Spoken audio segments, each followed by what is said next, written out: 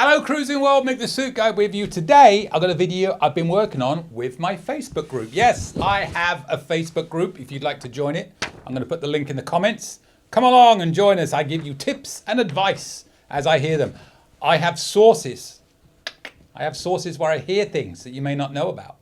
And I'm going to share said sources on my Facebook page with you. So one of the things I wanted to do, I asked everybody on my page, I said, what advice would you give to a new cruiser or someone that's inexperienced at cruising, not necessarily brand new, that you would recommend that they do before they cruise? Not what to take on the cruise. You know, what would you do before the cruise to make sure you are in a good position to cruise, you didn't forget anything, and yada, yada, yada. So I'm not talking about how many clothes to bring and stuff like that. It's more being aware of Carnival's rules and requirements per se, or not just Carnival's, Homeland Security's rules and requirements to make sure that when you cruise, it will be as stress-free as possible.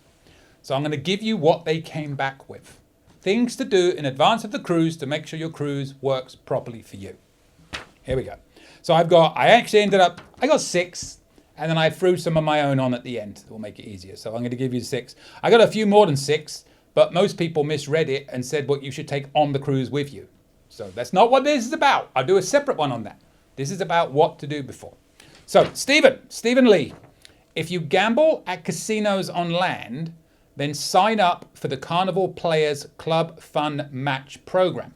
What Stephen's saying here is a lot of cruise lines, Carnival included, will match your shore play and give you better offers. So don't feel like you have to go on Carnival and do your gambling before you get casino offers. Go to the Carnival Players Club Fun Match program, sign up and see what happens if you're a gambler. All right, that's good. Number 2, from Juliet Robinson. Complete your online check-in. Now, obviously, you'll complete your online check-in, but I think we can expand on that and say complete your online check-in at the earliest date. When you go online and you enter your booking, so you'll go onto carnival.com, you'll go to Manage on the top column there, and then a drop box will come down and it will give you options. You're going to select My Booking. Another screen will come up and it will go Manage a Booking. You will click on that, enter your booking number and your last name, and then your cruise will show up in all its glory with everything you can do. Booking excursions, drink packages, you name it, it'll be on there. One of the items on there will show you is how what date you can sign in for the cruise. So you want to sign in for the cruise the earliest time possible, because the earlier you check in, the sooner you can get on the ship. If you live on the West Coast, extra tip, you can sign in at 9 p.m. the night before. It goes to Eastern time. So midnight Eastern time is when that's going to come up. So if it's Wednesday, you can check in at 9 p.m. on Tuesday if you're West Coast. Do all the other math yourself. I'm English. I don't know what these stupid time zones. We have one. Makes it much simpler. Anyway, so you can do that. So that's Juliet. Complete your online check-in, and that's why, primarily. You can enter all your payment plan and everything like that. Charlie Valentine, my friend Charlie. Drill deeply into Carnival's webpage. Tons of info there. Research via YouTube for embarkation day, ports, excursions, your ship, etc. And subscribe to Mick's YouTube channel. That's me. Thank Charlie for the plug. But yes, it's very true. You can get a lot of information on YouTube. There's tons of really good YouTube channels out there, not just mine. So you can go there. You can, if you have a cabin, type in that cabin number on YouTube. There's a very good chance there'll be a video of that cabin out there. If not, you can go to a website called Cruise Deck Plans, and they'll give you information on your cabin. On Carnival's website, if you're not sure about anything, go to the FAQ page. If you're not sure about what documents you need to have, it's all on there, broken down. Whether if you don't have a passport, you can still cruise. It will explain to you what other documents you need on there, like your birth certificate and stuff, but it's all broken down. What you can bring on, what you can't bring on, all that good stuff. So yes, Carnival's website is really good.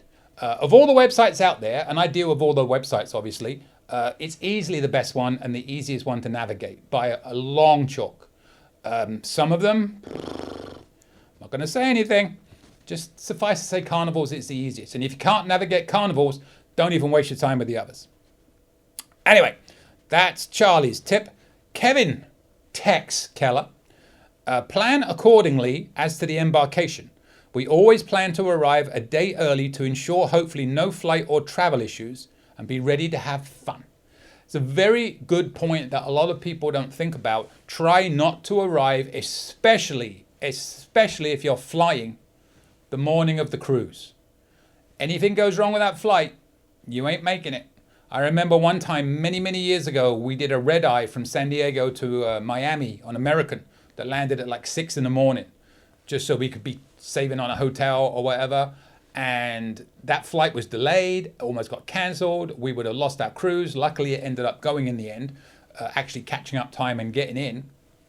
But then we had to sit there and wait 4 hours before the buses started, you know. So play it safe, don't risk it. Another time we were flying, we went to Vegas for a couple of days before we went down to Miami. So we were flying from Vegas, like a red eye again, and there was an emergency landing in New Orleans in the air, and we ended up getting in very late, and we didn't really come close to missing the cruise, but we could have if it had been delayed much more. So yeah, play it safe, go in for one night before. Now when you do that, go in as early as possible and look at these hotel options, and don't feel like you have to stay close to the port. If you feel like I'm flying from Port Miami, for example, let me tell you, the hotel prices in Port Miami, especially if you're cruising on a Sunday, so you got to stay on a Saturday, ridiculous. The Holiday Inn is usually over $300 before tax. Don't feel bad if you have to look out at the airport in some of these ports. Look at how far they are from the port, how much maybe an Uber would be the next morning. Can save you a lot of money on staying near the port, so you don't have to stay near the port. But yes, plan accordingly. From Kevin. All right, from Bo, my good friend Bo Blanchard. Check the rules for liquids, cans, steamers, check bags versus carry-on. Decide if it's worth it to lug around a 12-pack of something versus paying a couple of bucks on board or whatever. Also, bring the bottle of wine each that you're allowed. This goes back to looking in advance on Carnival's website and seeing what you can bring and what you can't bring. Just know that you cannot bring bottles on board unless it's a bottle of wine. And you can bring up to one 750 milliliter bottle of wine per adult onto the cruise. Bring a bottle opener if it isn't screw cap, because they will probably charge you a corkage fee to open that bottle on the ship. You may not, but there's a good chance that they will. You can bring 12 cans, not bottles, cans of soda. Fizzy drink, as we call it in England, or fizz. No, it's Pepsi products on board, not Coke. So if you don't like Pepsi, whoever did that taste challenge back in the day and said, I bet you can't tell the difference between Pepsi and Coke, must have been on Coke. That's all I'm saying. If you only like Coke, bring a 12-pack of Coke on per person, so you can bring it on. But no, you've got to carry it on. Do not put it in your checked luggage, because they'll think you're trying to sneak extra on and they'll confiscate it. You have to carry it on through security when you get to the ship through embarkation area. So always bring those with you. If you want to try and smuggle it on, good luck. If you get it, you might get double, but they could confiscate it. So yeah, but check on things like steamers and stuff like that. Steamers are not allowed. Don't ever try and smuggle a steamer on.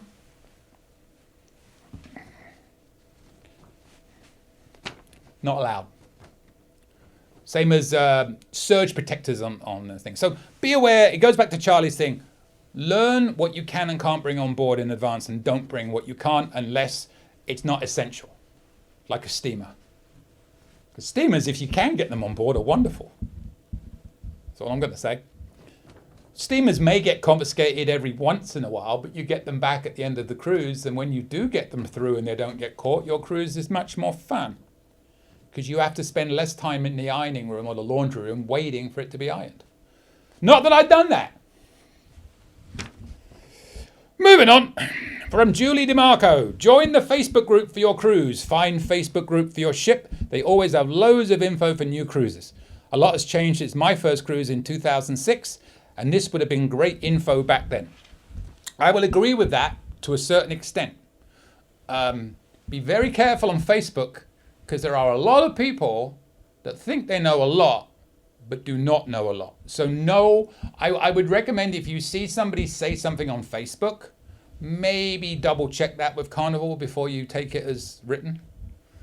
Being nice, because there are a lot of know-it-alls. I used to be with one when I don't really do Facebook groups much anymore because I get a bit frustrated, and because I see some of the things that they say and it's clearly not true. And there was one guy, I won't mention his name, his initials were RAH, that's all I'm going to say. And he thought he knew everything. And 80% of what he said just was not true. So I don't think he likes me because I would correct him. He didn't like being corrected. he was rarely right. Anyway, we'll leave that one. But yeah, so brilliant. And Facebook groups also, not just for the information, there's a lot of activities. They'll have a meet and greet on the ship. You'll get to meet a lot of new people. They'll do a lot of things around the ship when you're on board. They'll maybe do like a cabin crawls. They do a slot pulls, pub crawls, and all sorts of stuff like that. So especially if you're traveling just as a couple, you can get to meet a lot of new people and have a good time that way. So I would definitely recommend joining a Facebook group with the caveat, don't take everything you read in there as golden truth. If it sounds a bit suspicious, double check it. Email me, because if I don't know the answer, I know people that will.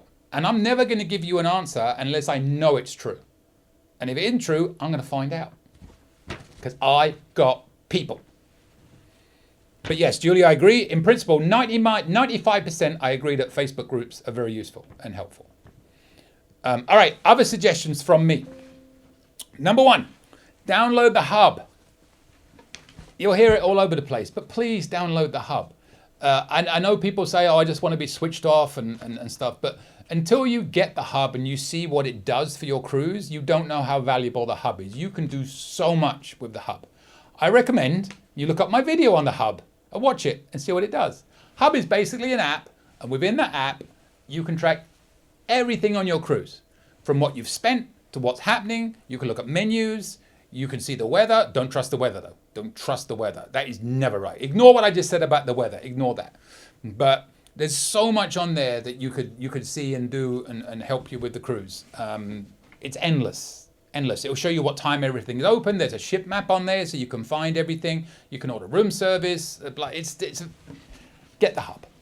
If you don't get the hub, don't come running to me. Well, you wouldn't know where I was, but get the hub. As soon as you sign up for your first cruise, also I recommend you sign up for what they call a VIFP number, which is very important, fun person. You just go to carnival.com/VIFP. You can sign up for it. With that VIFP, you're going to start getting offers to make you cruise again. I don't want to sound like a miserable old whatever, but they break it down into different levels based on how long you've cruised. So you start with blue, that'll be your first cruise. And then you are going to be red for your next cruise until you hit 25 days when you're going to hit gold. Once you get to gold, you'll go to 75 days when you're going to hit platinum. And when you go from platinum, when you get to 200 days, you're going to hit what they call diamond, right? Which you would think diamond is, the most amazing thing to get. I hope they upgrade the benefits soon, because when you turn diamond, it all ends. Specifically offers. You are going to get the best offers to cruise again when you are red and gold, occasionally platinum, and never diamond. I turned diamond in 2018. I don't gamble. I have not had an offer since 2018 that's anything different than the best one Carnival offers everybody, disguised with a different rate code. I do not get offers because they know I'm going to cruise again. Platinum gets some, not quite as many as the red and gold, because they know pretty much they're going to cruise again. When you turn diamond, you get free laundry. And I don't really use the free laundry because I don't really trust them to do my better clothes. So they get underwear. So I get free laundered underwear, and that's pretty much about it. Oh yeah, I get a captain's luncheon. The captain shows up for about 3 minutes and leaves. Yeah, I don't want to put you off your goals of turning diamond one day. But definitely when you start cruising, you are going to get lots of offers after that first cruise to come back. But sign up for that VIFP number. That was just me going on an event. Ignore that. But they better change them soon. That's all I'm saying. Here's a good one. Make sure that your passport and your ID are up to date. I've had 2 people in the last 6 weeks contact me and go, oh my God, I thought this was done. My son just checked, his passport's expired. Quick question for you right now. It's like a no Googling question. when does your driver's license expire? Don't look. In your head, do you have any idea when your driver's license is going to expire? I'll guarantee you 95% of you do not know when your driver's license. Have a guess and then look at your driver's license and see how close you were. I bet some of you it's expired and you didn't even know. Now, let's double down on your passports. When does your passport expire? Unless you've traveled recently, I'll almost guarantee you don't know when your passport expires. So check when your passport expires. Remember, it has to be valid for 6 months after the date you cruise. So don't think it's going to be good if you cruise a week before your passport expires. 6 months. ID. And they're going to be bringing these real IDs in soon. You're going to need them. You don't need them right now, but soon they're going to need the real ID. So if you don't have a real ID, I would think about looking to get one. Make that appointment with your DMV. Oh, what a fun day that will be. And go in and get that. So yeah. So there's some tips. 1, 2, 3, 4, 5, 6, 7, 8, 9. I said 10. What would the 10th one be? I didn't write. Look at this. I can't even count. There's only 9 on there. I got to think of a 10th one now. Here's the 10th. The 10th is you in the comments putting your tip what people should do. And then everybody that watches this video, keep checking back in and looking at the comments and see what people said. And watch my videos. Ah, there's a good 10th one. Watch my videos. I already did that one. Charlie did that for me earlier. So yeah, stupid idiot. I only put 9. But anyway, the thing is, don't overthink it, right? And YouTube channels will give you advice on so much. If you're 17 years old, you may not want to watch the YouTube videos because they last longer than 7 seconds. And I know that's about how long you can watch a video when you're that age. They're more like 17 minutes and plus, so they're longer. But there's a lot of information to give out. And by watching these videos, I promise you, it can make your cruise so much better. You'll find out that everything you want to know about cruising if you just follow these YouTube channels. Like I said, it doesn't have to be mine. There's loads out there. But if you subscribe to my channel, you'll see a lot more of these videos. Hint, hint, nudge, nudge, wink, wink, say no more. Nods as good as, no Monty Python, no Monty Python. Hit that little bell so you get notifications, whatever it is. And then if you have any questions, feel free to email me. My email is coming up at the end of the video. Because, I mean, I probably could have put 30 different ones. When you put these videos out, here's what happens. And I did this recently when I did my top 10 tips, because I do a weekly tips video every Monday. So send me those tips if you have them. Even if you haven't cruised before, send me what you learned, and I'll try and include them in one of my videos. But I put this one up of my top 10 tips. And everybody said, oh, you left this one out, you left this one out. In 10, there's so many more than 10. So if you think of anything I should have added, check the comments, because I guarantee you people will put stuff in the comments that I should have said, which I want them to, because that means I forgot about it, or I missed, or the people on my page didn't. And like I said, join my Facebook page too. So hopefully that was helpful for anybody starting up the cruise, some good suggestions, I think, on what to do when you first book a cruise before you go on the cruise. Again, what you take on the cruise is a whole other ball game. This is about more knowing what you can and can't take and tips to do before you cruise. So there you go. And with that, I will see you later, Cruising World. Any questions? Email me anytime. cruisingsuitguy@gmail.com. I promise I'll reply as soon as possible. Want to book a cruise or any type of travel? We are travel agents. Check out our site, elitetravelconnection.com, or email me, Mick, at elitetravelconnection.com. We are here for you. Finally, subscribe, please. Pretty please. You know you want to. Go on. I won't beg you. Okay, I'm begging. Please. Subscribe. Thank you.